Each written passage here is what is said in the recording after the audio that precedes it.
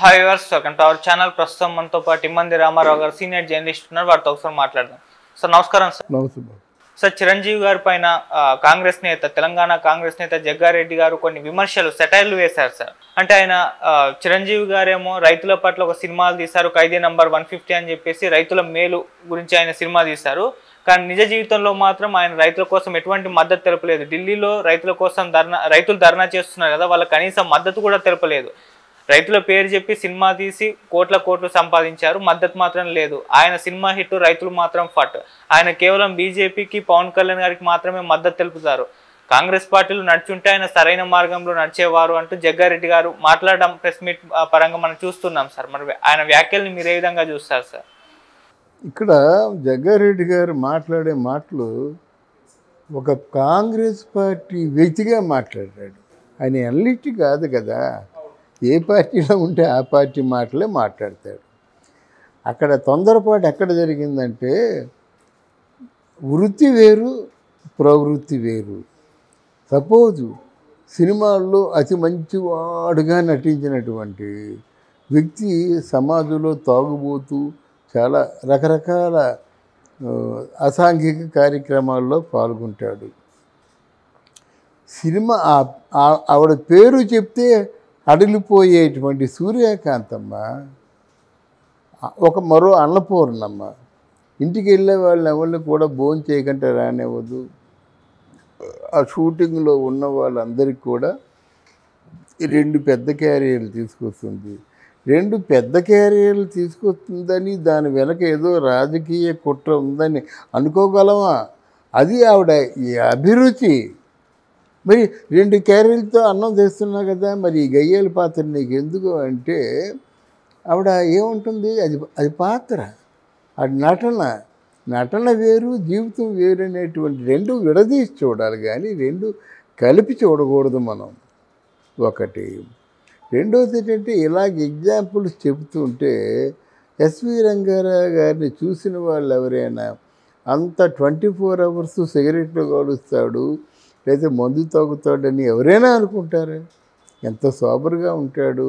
ఒక జమీందారు అంటే ఎస్వీఆర్ఏ, అంటే ఒక కోటీశ్వరుడు అంటే ఎన్టీఆర్ఏ, ఓ జమీందారు అంటే ఎస్వీఆర్ఏ, ఒక కోటీశ్వరుడు పాత్ర వేశారంటే ఎస్వీఆర్ఏ, ఒక అక్బర్ చక్రవర్తిగా నటించాలంటే ఎన్టీఆర్.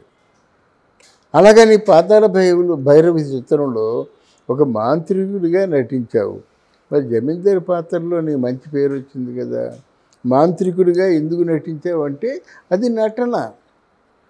ఇలా కూడా ఇది చిరంజీవి గారు కాంగ్రెస్ పార్టీలో ఉన్నప్పుడు టూరిజం మినిస్టర్గా ఉండేవాడు కదా. మరి టూరిజం శాఖను చూసుకున్నాడు తప్ప ఏదో ఆయనకి ఈ పార్టీలో ఉండబట్టి వ్యక్తిగతమైన ఇబ్బందులు కొన్ని రాబట్టి ఆయన మళ్ళీ సినిమా ఫీల్డ్కి వెళ్ళి సినిమా చేసుకుంటున్నాడు. అందులో కథ ఏమిటంటే, రైతులు ప్రోత్సహించే కథ, రైతులకి వెన్నుదన్నుగా నిలిచే కథ కానీ చేశాడు. తర్వాత నీ తమ్ముడికి తమ్ముడికి సపోర్ట్ చేసావంటే, ప్రపంచంలో ఎవరైనా తమ్ముడికే సపోర్ట్ చేస్తారు, ఇతరులకు సపోర్ట్ చేయరు. అయినా ఆ తమ్ముడిలా చూసుకోలేదు కదా, తమ్ముడిని కొడుకులా చూసుకున్నాడు కనుక ఆ ఆనందం తట్టుకోలేక, ఆ బాధ తట్టుకోలేక వెళ్ళాడు. తనకు కలిగింది ఏదో ఇచ్చాడు, వచ్చేసాడు. రాజకీయాలు మాట్లాడలేదు. ఎప్పుడు మాట్లాడినా ప్రజలందరూ సుభిక్షంగా ఉండాలి, మంచి పరిపాలన అందించాలి, ఈరోజు ఆకలి బాధతో ఉన్నటువంటి ప్రజలకి ఏదో కొంచెం మన ఆదరవుగా ఉండాలని మాట్లాడాడు. కానీ పార్టీల్ని పేరు పెట్టి ఎవరు మాట్లాడలేదు. ఒకవేళ చిరంజీవిని విమర్శించే విధంగా చిరంజీవి ఉంటే, మీ తాలూకు బాసు రేవంత్ రెడ్డి ఎందుకు చిరంజీవి గారి ఆశీస్సులు తీసుకుంటాడు? మీ బాసే కదా, కాంగ్రెస్ పార్టీ తాలూకు అధ్యక్షుడు ప్లస్ ముఖ్యమంత్రి.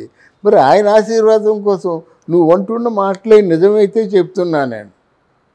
జగ్గారెడ్డి అంటున్న మాటలు నిజమైతే మరి రేవంత్ రెడ్డి చిరంజీవి గారి ఆశీస్సులు ఎందుకు తీసుకుంటాడు? దానికి ఆయన సమాధానం చెప్పాలి.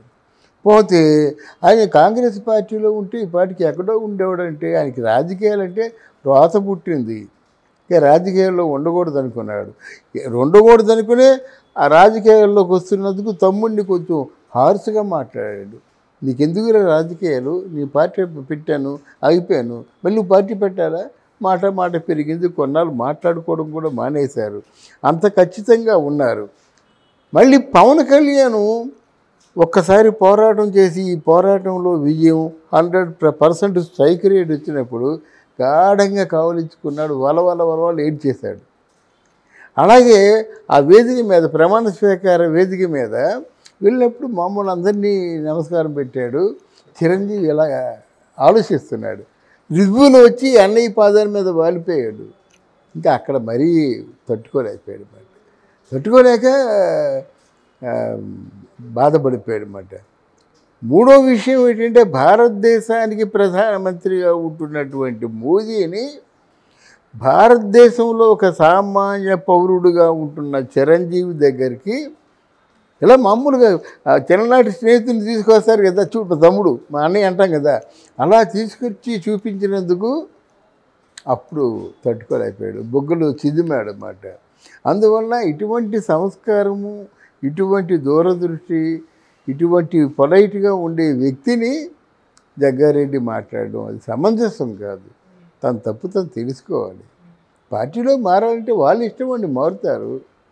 రాజకీయాల్లో ఉండకూడదంటే అది కూడా వాళ్ళ ఇష్టం, మనం ఎవరు మాట్లాడడానికి. ఇప్పుడు కూడా చిరంజీవి గారు రాజకీయాల్లో లేరు సార్, అయినా కూడా ఇటువంటి పొలిటికల్ విమర్శలు ఆయన పైన రావడం మనం చూస్తున్నాం. అదే అది చెప్పా కదా, నీ తాలూకు అధినేత ఆయనే. మీ నాన్న మెచ్చుకున్నాడండి, మీరెవరండి అనుకుందా కదా. మీ కుటుంబంలో ఉన్నారు, ఆ తప్పు ఒప్పు నీకంటే పెద్దోడికి తెలుస్తుంది కదా.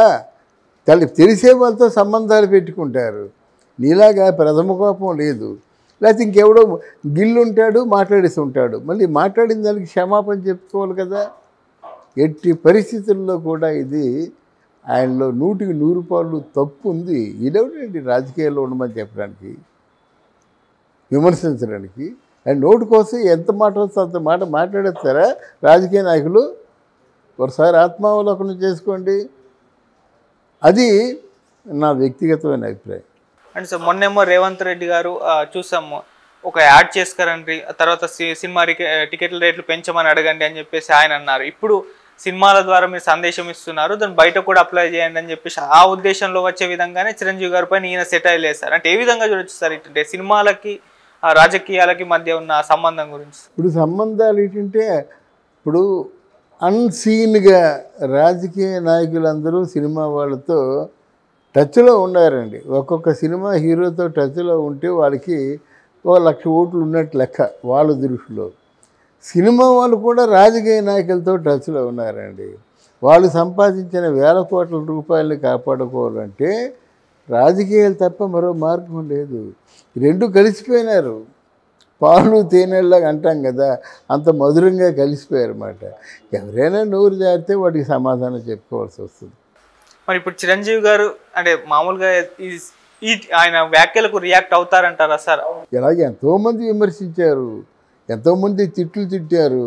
అక్కడ ఒక ఫ్యామిలీ నుంచి ఎన్ని ఇబ్బందులు ఎదుర్కొన్నాడో మీరు చూశారు కదా.